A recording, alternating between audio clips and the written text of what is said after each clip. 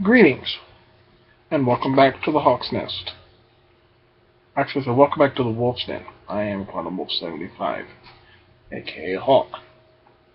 We are here to do another Transformer review. This time on the TV series Transformers Prime Beast Hunters. Shockwave. Now, Shockwave is, of course, as you know, a Generation 1 character which was primarily a pistol, in which the grip was his legs, his arms folded over his head, and basically just bent over. His backpack became the tilt part of the gun, and a sight appeared. He had, of course, lights and sounds, which when you pulled the trigger, activated the sounds, which was a funky beeping sound. Now, our friend here, Mr. Shockwave, which has light piping, let me get my light piping device. Okay. Perhaps a light piping device. Okay. I'm trying to keep this where they'll stay in view. If I'm not the primary target of the review, he is. This is what's getting reviewed. The only part of the extra piece that come with it that I actually like is the chest. Okay? Find the button. Line up and boom. Now the light, of course, is green, so it's going to show up greenish.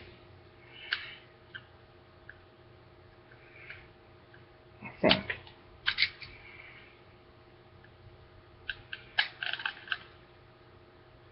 Nope, we don't want to work. Light piping does work. Okay.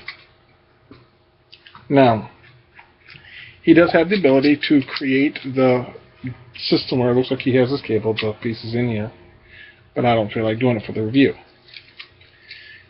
Too much hassle getting it back up in there, going to more about the tank motor. Articulation, full 360, upper bicep, so yeah, it likes to fall off. Great for display though. He can straight up, straight out,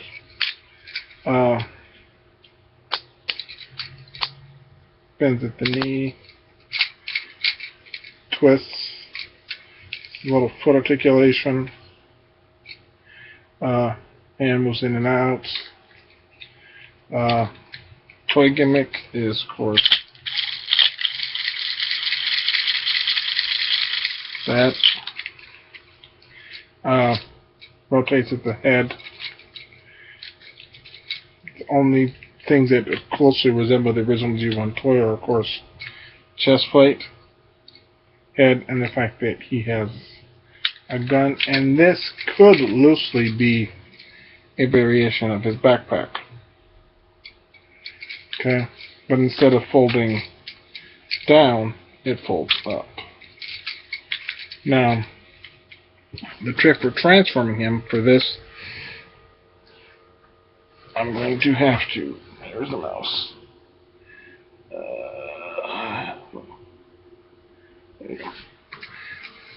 For this, I'm going to have to do it like this. Now, if you want to see detail, there's detail. That's how close I can get to this camera. See how good he is.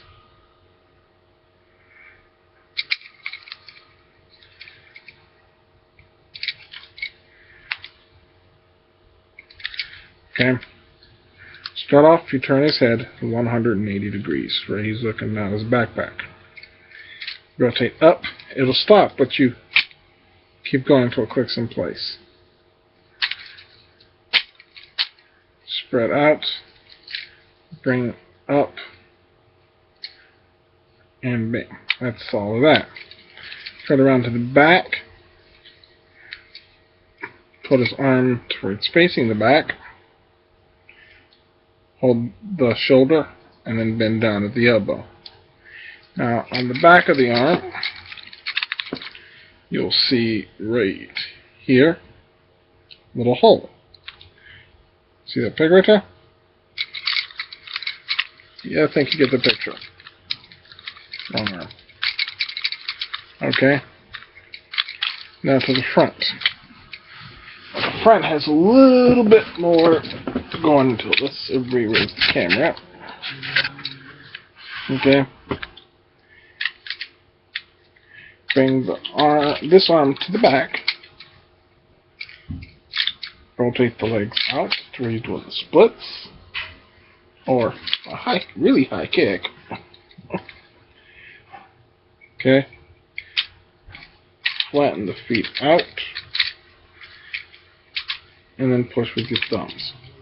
If you grab it just like this, and push with your thumb, it slides. See?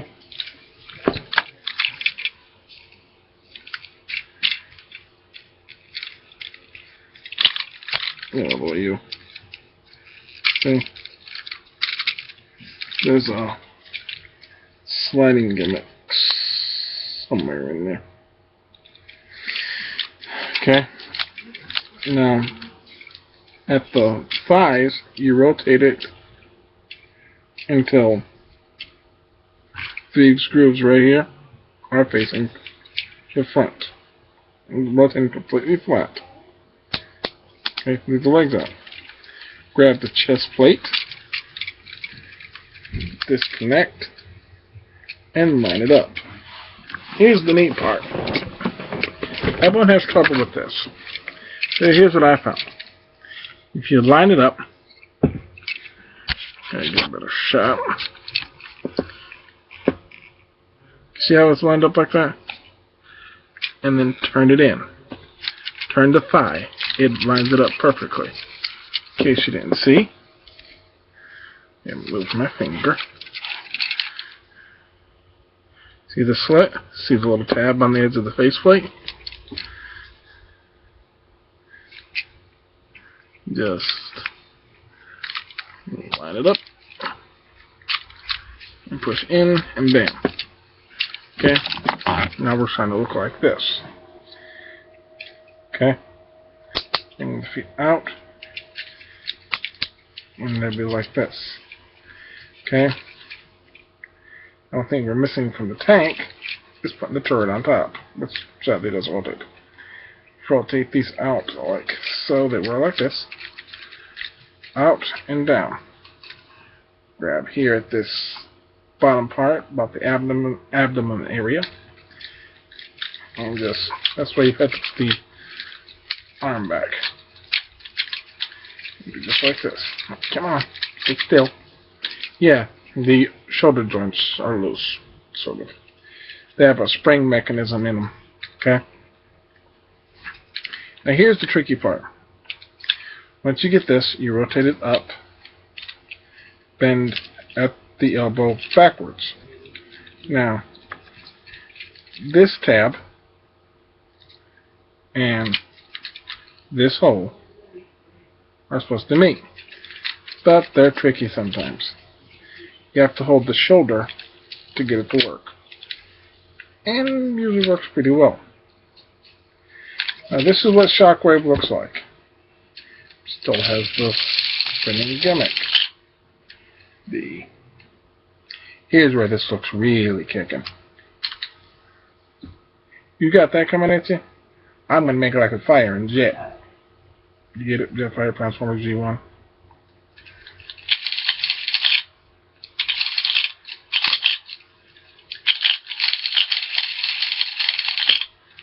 Okay. Now, I display him in robot mode. Okay, full 360. He's got great detail on the treads, and they are rubber, even though these here, which are his wheels, are plastic. This one, if you look inside, is the part that connects to the gun to form the iconic cable. Okay, now it does have, sadly, what they call visible head syndrome and visible hand syndrome. On a scale of 1 to 10, I give them about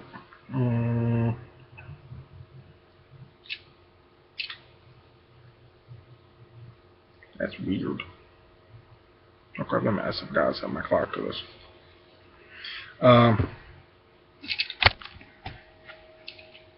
New laptop, by the way. That's the ingrained camera and mic. See if there's a difference. I mean, I like him. Great. Best version of Soundwave I've ever owned, I think. I think he's the third one. I didn't have the animated. This is where this idea comes from. In fact, between the two, I think this is the better looking Shockwave. Now, Walmart's did have Sound Blaster and the Blaster mode of the Shockwave transformer, the Soundwave transformer from the Fall of Cybertron. But I didn't have to spare $40 it would take to get it. This here's hoping that in 2 weeks they'll have them again. I got 18 minutes before I start looking for my TV shows.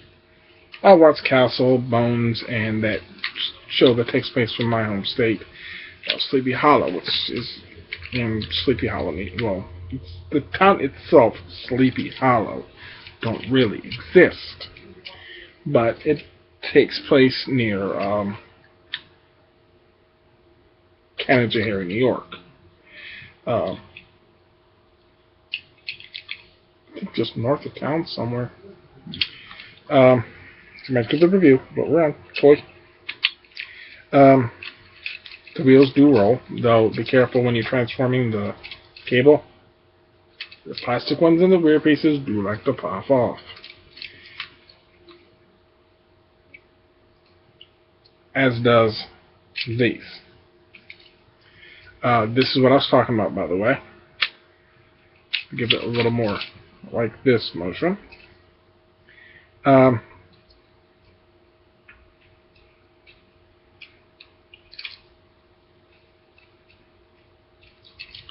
said I give them like a 30 on a scale of 1 to 10. The only drawback is the parts that go in here, the claws, which mount to the shoulders. Get rid of them, toss them, burn them, eat them, throw them away, whatever. They're crap. They're stupid. Okay. Soundwave doesn't hunt beasts. He creates them. In fact, he's the one that created Transformers Beast Hunters Predator King. Now, the original Predator King was a bull, an eagle, a lion, a rhinoceros, and I forgot the fifth one. As a gestalt.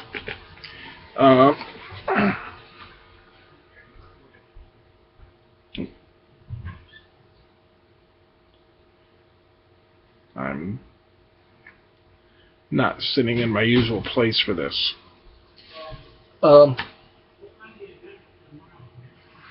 Me?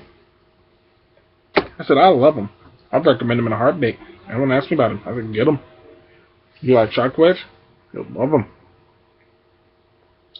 I mean, he's got great detail. Good. I mean, if you look, you can see the gears for the rear tank treads.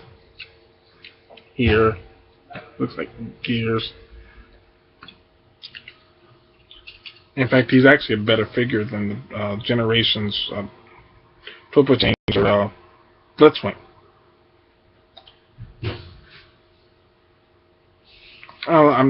This is my first time on the new system, so I think I made that almost 15 minutes. It was a miracle. Well, until they decide to bring, someone says to actually do a review on the Diesel and complete the Not Menosaur from Fans Project, also known as Fans Project CA13. See you later.